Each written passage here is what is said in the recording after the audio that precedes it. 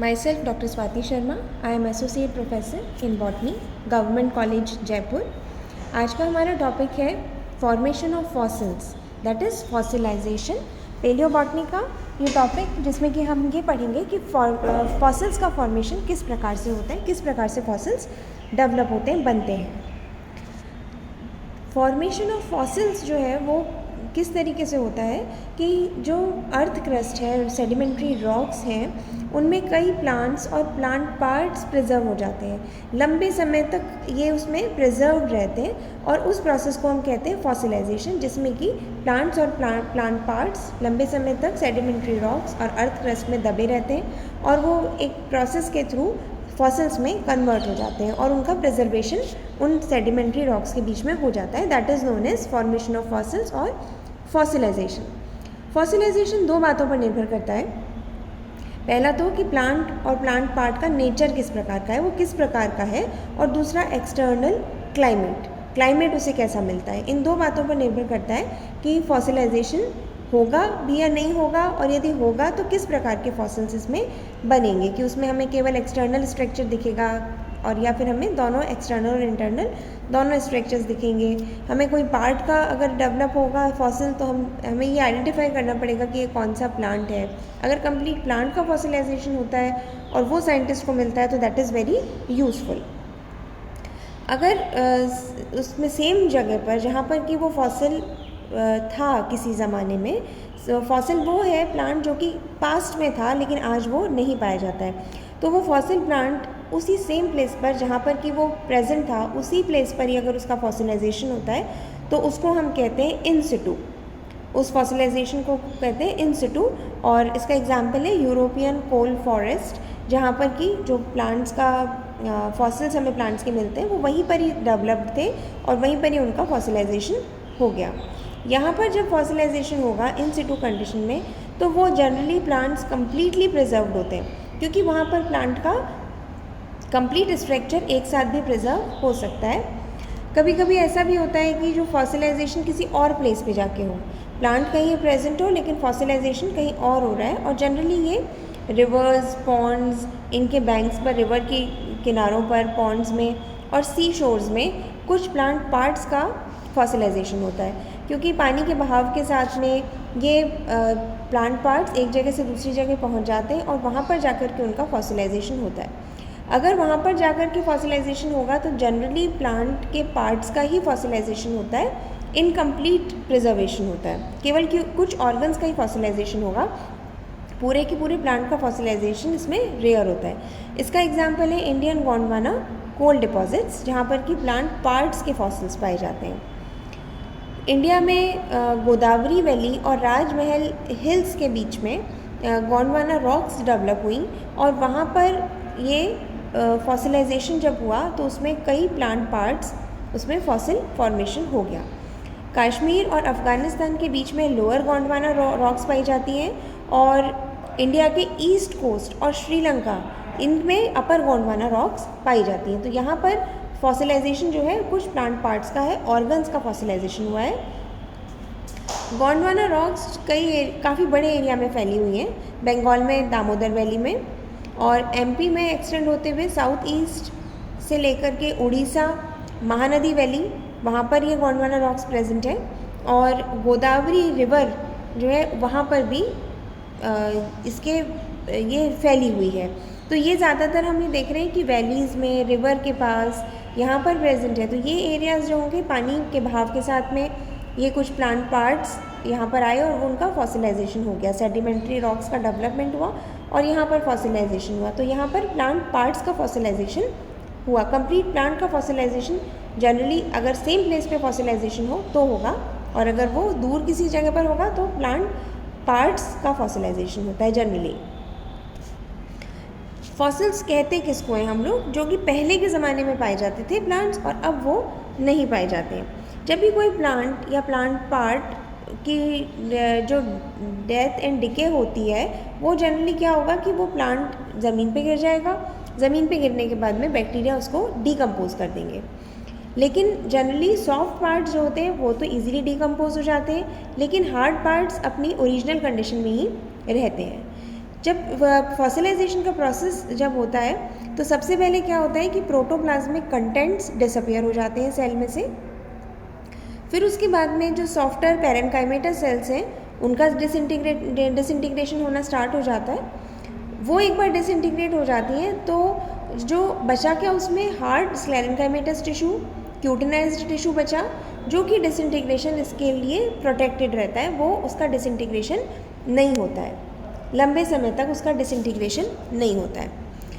जब sedimentary rocks का development होता है तो उनका प्लांट के ऊपर प्रेशर पड़ता है, मतलब प्लांट अगर कहीं पर है तो उसके ऊपर सेडिमेंट्री रॉक्स का जब डिपोजिशन हो जाएगा तो उसका प्रेशर उसके ऊपर पड़ेगा, तो उसमें जो वाटर कंटेंट्स हैं, ऑर्गेनिक सब्सटेंसेस हैं, वो बाहर आ जाएंगे उसके, और उसके बाद में और सेडिमेंट्री रॉक्स का ऊपर ऊपर ऊपर और लेयर्स का डेवलपमेंट होता चला जाएगा।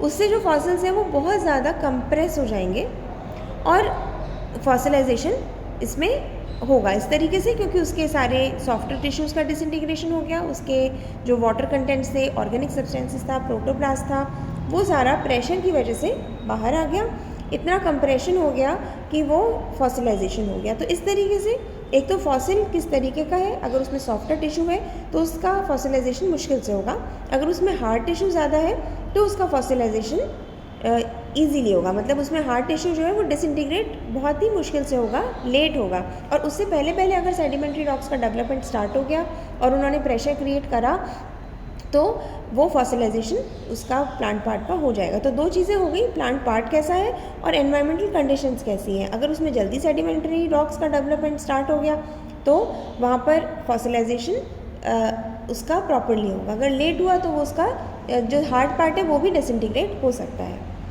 कई बार इस तरीके से फॉसिलाइजेशन होता है कि सेल स्ट्रक्चर और सेल कंटेंट्स भी फॉसिल में पाए जाते हैं। फॉसिल फॉर्मेशन के लिए, फॉसिलाइजेशन के लिए 3 थ्योरीज हैं। पहली थ्योरी है कंप्रेशन थ्योरी। कंप्रेशन थ्योरी ये बताती है कि जो फॉसिल्स का फॉर्मेशन है वो वर्टिकल प्रेशर की वजह से होता है। सेडिमेंट्री रॉक्स में वर्टिकल प्रेशर क्रिएट होता है और उससे फॉसिलाइजेशन होता है। प्रेशर की वजह से एयर, वाटर कंटेंट जो है वो टिश्यू से बाहर आ जाते हैं, ऑर्गन्स फ्लैट हो जाता है और एक्सटर्नल स्ट्रक्चर इसमें कंपैरेटिवली क्लियर रहता है, इंटरनल स्ट्रक्चर इसमें क्लियर नहीं होता है। कंप्रेशन फॉसिल्स कंप्रेशन थ्योरी के माध्यम से बनते हैं, कंप्रेशन फॉसिल्स कहलाते हैं ये फॉसिल्स। दूसरी थ्योरी है इनफिल्ट्रेशन थ्योरी। इनफिल्ट्रेशन थ्योरी में जब फॉसिलाइजेशन हो रहा है उससे पहले उसमें ऐसा पानी जिसमें कि मिनरल कंटेंट ज़्यादा हो वो अगर उसमें सेल्स में एंटर करता है तो उसमें जिस प्रकार के फॉसिल्स बनते हैं वो प्रोसेस कहलाता है infiltration. Mineral matter cell walls के माध्यम से सेल के अंदर चला जाता है और इसमें कई तरह के मिनरल एलिमेंट्स जैसे कि silica, calcium carbonate, magnesium carbonate, FPS, ये सारे जो मिनरल्स हैं वो इसमें एंटर करते हैं। इसमें इनफिल्ट्रेशन के माध्यम से ये मिनरल सब्सटेंसेस पहले तो सेल के अंदर एंटर करते हैं और उसके बाद में जो सेल कंटेंट्स हैं उनके साथ में इनका इंटरेक्शन होता है। जो सेल डिकम्पोजिशन होता है तो उसमें कार्बन सब्सटेंसेस निकलते हैं, सल्फ़र गैस इसमें बाहर निकलेगी, तो उसमें इसमें आपस में इंटरेक्शन होगा और इंटरेक्शन की वजह से कुछ मिनरल्स का प्रेसिपिटेशन हो जाता है। तो कुछ एलिमेंट्स जो कि सेल से निकल रहे हैं उनसे उनके और मिनरल्स के बीच में इंटरेक्शन होगा और इस इंटरेक्शन की वजह से और जो कार्बन सेल से रिलीज़ हो रहा है और जो पानी में सल्फाइड प्रेजेंट है उसका आपस में रिएक्शन होगा और इसकी वजह से एक जो प्रेसिपिटेट इसमें बनेगा और उसके बाद में इसमें वर्टिकल प्रेशर स्टार्ट हो जाएगा। तो प्रेसिपिटेट उसमें सेल के अंदर रहेगा और ऊपर से उसमें सेडिमेंट्री रॉक्स का डेवलपमेंट स्टार्ट हो गया तो उसमें प्रेशर भी क्रिएट हो जाएगा। ये जो प्रेसिपिटेट बना है मिनरल्स का ये सेल्स के अंदर रहता है और ये सेल की शेप को ऑक्यूपाई कर लेता है। सेल ऑर्गेनल्स इसमें एक्सटर्नल और इंटरनल स्ट्रक्चर दोनों ही विजिबल होते हैं प्लांट के और इस माध्यम से जो फॉसिल्स बनते हैं वो पेट्रिफिकेशन टाइप ऑफ फॉसिल्स कहलाते हैं।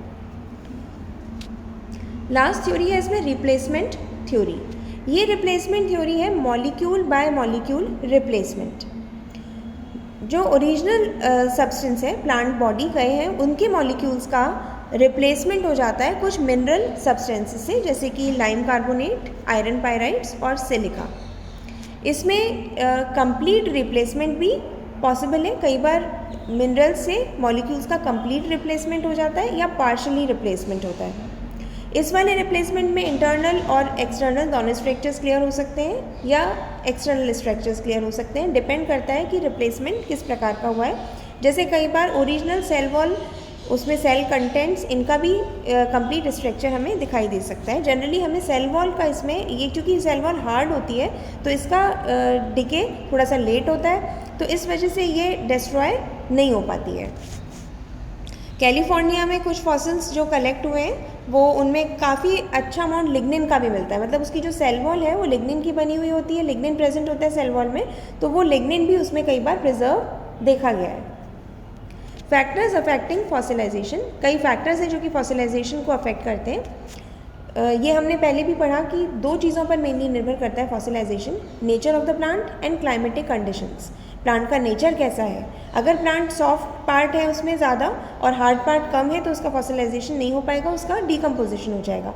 लेकिन अगर हार्ड पार्ट ज़्यादा है, उसमें स्क्लेरेंकाइमेटस टिश्यू ज़्यादा है, लेदरी लीव्स हैं, क्यूटिनाइज्ड पार्ट ज़्यादा है, तो उस कंडीशन में उसके फॉसिलाइजेशन के चांसेस ज़्यादा रहते हैं। रैपिडिटी ऑफ बरियल, मतलब कितनी जल्दी उसमें वो पानी के अंदर, स्टेगनेंट पानी के अंदर अगर वो दब गया है तो वो प्रोसेस उसमें पॉसिबल है, क्योंकि वहाँ पर उसे ऑक्सीजन कंटेंट्स कम मिलेंगे। ऑक्सीजन अगर अवेलेबल ज़्यादा होगी तो डीकम्पोजिशन जल्दी हो जाएगा, अगर ऑक्सीजन अवेलेबल कम होगी, लो ऑक्सीजन अमाउंट होगा, तो ये फॉसिलाइजेशन के प्रोसेस को हेल्प करेगा। मिनरल सब्सटेंसेस अगर वाटर में प्रेजेंट है तो वो उसमें इनफिल्ट्रेट होकर के फॉसिलाइजेशन को इंक्रीज़ कर सकते हैं चांसेस को। हाई विंड्स के अगेंस्ट प्रोटेक्शन, ये भी हमने पढ़ा कि फॉसिल्स जो है वो दो प्लेसेस पे बन सकते हैं, एक तो जहाँ पर कि वो प्लांट्स पहले प्रेजेंट थे और वहीं पर उनका फॉसिलाइजेशन हो जाए, और दूसरा वो हवा से, पानी के बहाव से वो बहते चले जाएं और वो समुद्र के बेस में, पॉन्ड्स में, लेक्स में, वहाँ पर उनका फॉसिलाइजेशन हो। तो अगर हाई विंड्स हैं वहाँ पर तो उस प्लेस पर फॉसिलाइजेशन, इन सिटू फॉसिलाइजेशन, वहाँ पर चांसेस कम होंगे। सराउंडिंग एटमॉस्फेरिक मैट्रिक्स अगर अवेलेबल होगा, उस बेसिस पर भी डिपेंड करता है कि फॉसिलाइजेशन कैसा होगा। अगर सराउंडिंग में मिनरल्स ज़्यादा हैं, सेडिमेंट्री रॉक्स का डेवलपमेंट हो रहा है, तो उस केस में वहाँ पे फॉसिलाइजेशन की पॉसिबिलिटी ज़्यादा है। प्रिवेंशन अगेंस्ट माइक्रोबियल डीकम्पोजिशन, अगर माइक्रोब्स का डीकम्पोजिशन अर्ली स्टार्ट हो जाएगा और वहाँ पर कंडीशंस ऐसी होंगी कि माइक्रोब्स इजीली डेवलप हो सकते हैं, तो वहाँ पर फॉसिलाइजेशन कम होगा, वहाँ पे डीकम्पोजिशन अधिक हो जाएगा। और अगर वो प्लेस ऐसा है जहाँ पर कि ऑक्सीजन की अवेलेबिलिटी कम है और माइक्रोबियल डीकम्पोजिशन डिले हो रहा है, लेट हो रहा है, स्लो हो रहा है, तो वहाँ पे फॉसिलाइजेशन के चांसेस ज़्यादा रहेंगे। अगर उस प्लेस पर रॉक फॉर्मेशन जल्दी स्टार्ट हो जाता है और रॉक्स का डेवलपमेंट होता है, तो वहाँ पर फॉसिल्स पाए जाएंगे। और सॉइल का नेचर किस प्रकार का है, तो ये सारे फैक्टर्स हैं जो कि अफेक्ट करते हैं फॉसिलाइजेशन को। Thank you.